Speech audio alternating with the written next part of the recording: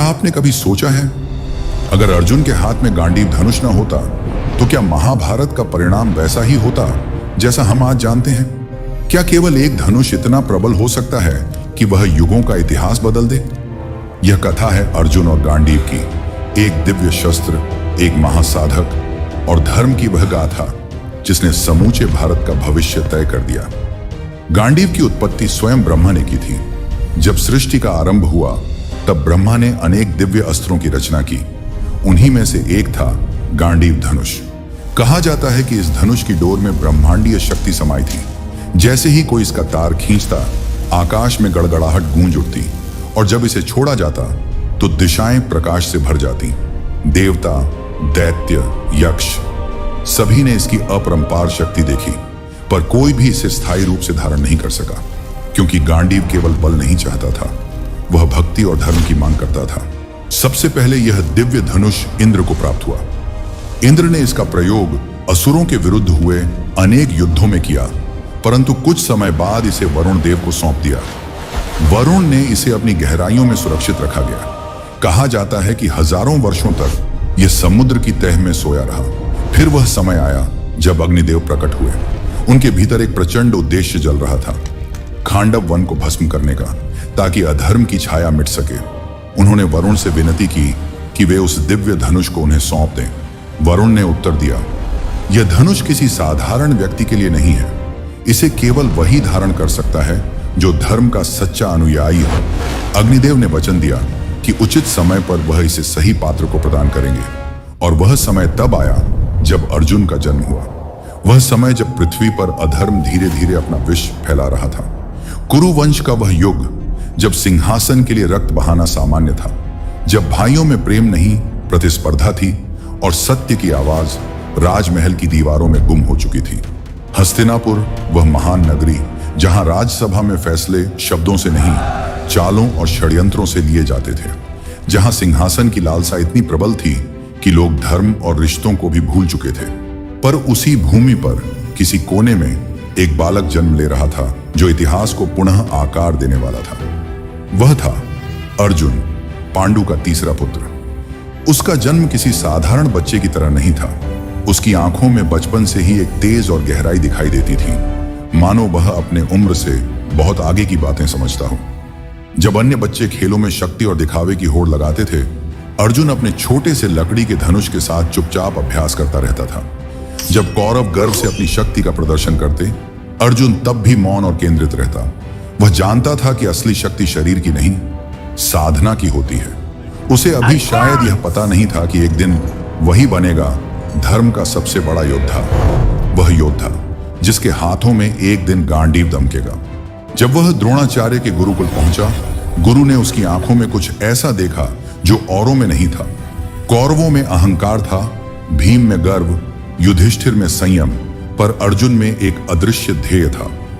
द्रोणाचार्य ने जब पहली बार सभी शिष्यों को बुलाया और कहा, बताओ इस पेड़ पर क्या दिखता है? किसी ने कहा पत्ते, किसी ने कहा डालियां, किसी ने कहा पूरा पेड़।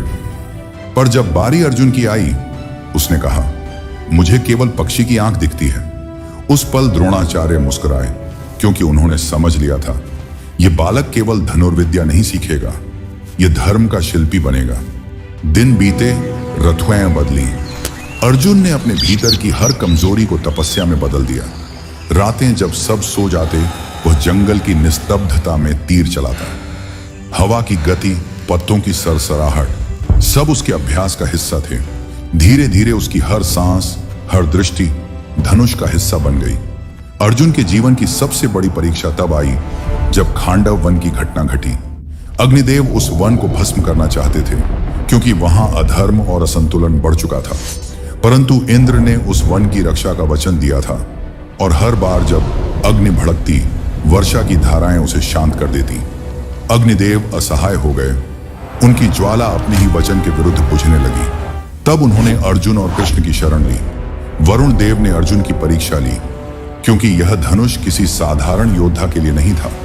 और जब अर्जुन ने अपनी निष्ठा, साहस और धर्म के प्रति समर्पण सिद्ध किया, तब वरुण ने उसे गांडीव धनुष सौंपा। साथ ही दिया एक अक्षय तूर्ण जिसमें असीम बाणों की शक्ति समाई थी।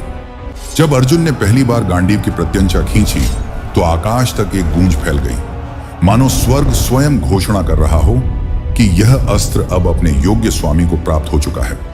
कृष्ण उसके सारथी बने और साथ मिलकर उन्होंने उस दिन इंद्र के वज्र को भी निष्प्रभावी कर दिया। अग्नि ने प्रज्वलित होकर खांडव वन को भस्म किया और धर्म का संतुलन पुनः स्थापित हुआ। उस दिन गांडीव की गूंज दिशाओं में फैल गई। अर्जुन ने जाना यह धनुष केवल एक अस्त्र नहीं, धर्म का प्रतीक है जो केवल उन हाथों में उठता है जो धर्म की रक्षा के लिए जन्मे हों। बाद में शिव स्वयं प्रकट हुए और अर्जुन को दिया पाशुपतास्त्र, वह वरदान जिसने उसे सभी धर्म युद्धों में अजेय बना दिया। हस्तिनापुर लौटने पर अर्जुन का स्वागत हुआ, पर हर मुस्कान के पीछे ईर्ष्या की छाया थी। कौरवों के हृदय में असंतोष था, क्योंकि उन्होंने देखा अब अर्जुन केवल एक धनुर्धर नहीं, बल्कि वह शक्ति बन चुका था जो धर्म का पक्षधर है। दुर्योधन के मन में आग भड़क उठी।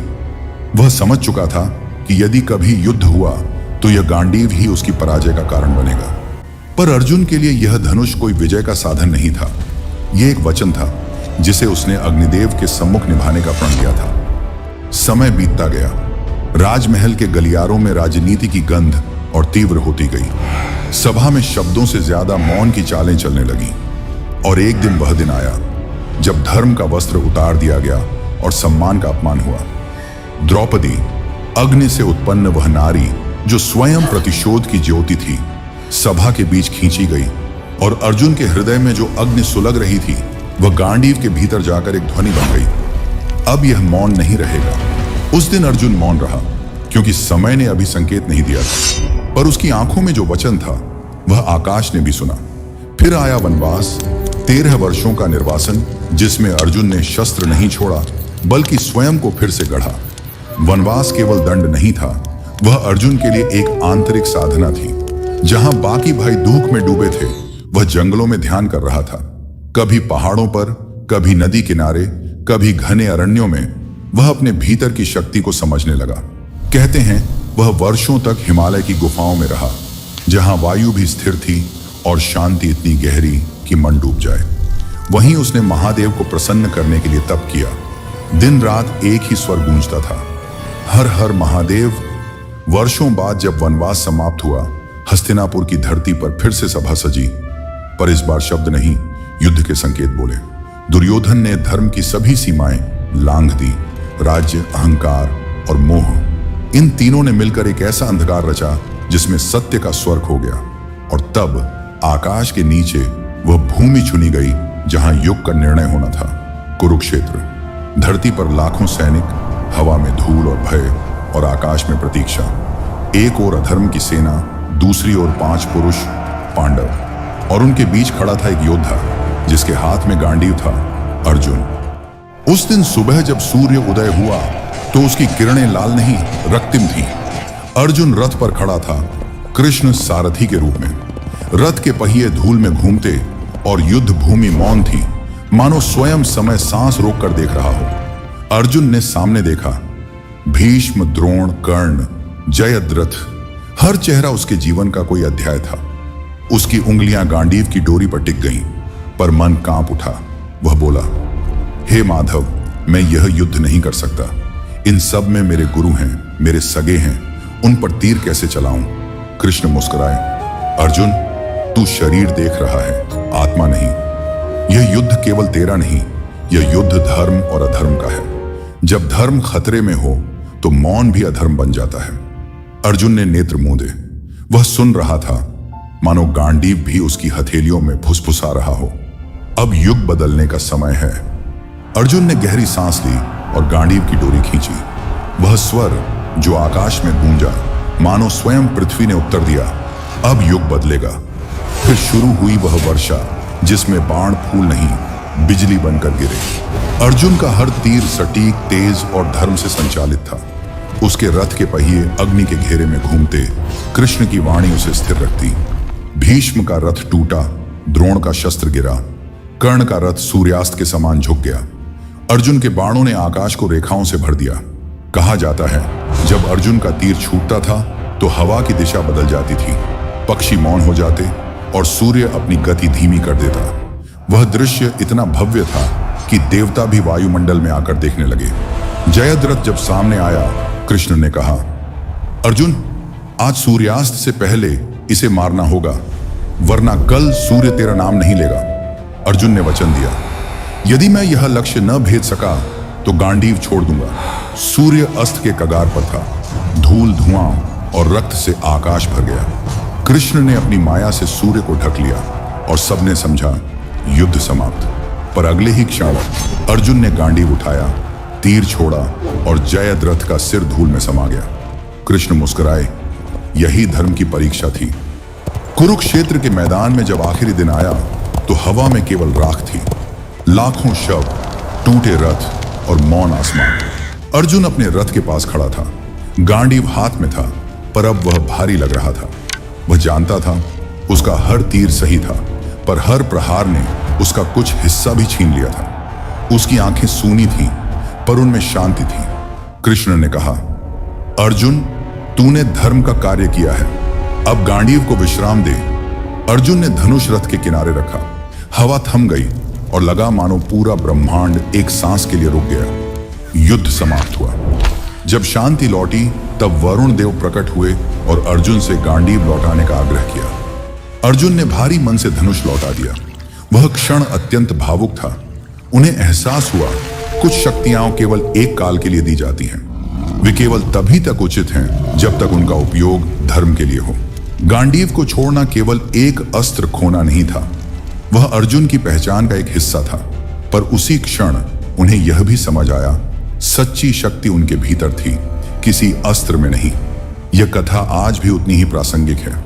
हम सब अक्सर सोचते हैं कि सफलता शक्ति, धन या पद से मिलती है, पर अर्जुन ने दिखाया कि ये सब तभी मूल्यवान है जब उनका उपयोग धर्म और न्याय के लिए किया जाए।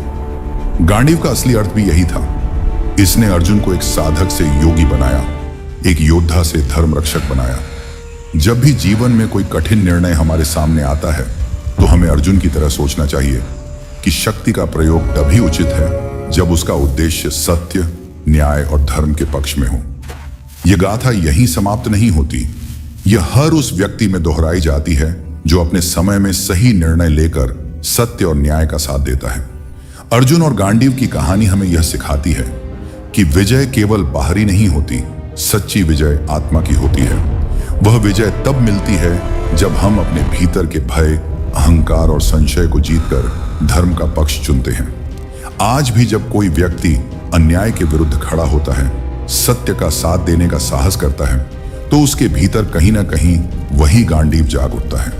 यही अर्जुन का सबसे बड़ा संदेश है। शक्ति का उद्देश्य विजय नहीं, बल्कि धर्म की रक्षा है। अगर यह कथा आपको प्रेरित करे तो इसे दूसरों तक अवश्य पहुंचाएगा, क्योंकि अर्जुन और गांडीव की कहानी सिर्फ इतिहास नहीं, बल्कि हर युवा के लिए एक अमर सत्य है। धर्म कभी हारता नहीं, और जो धर्म की रक्षा करता है वही अमर होता है।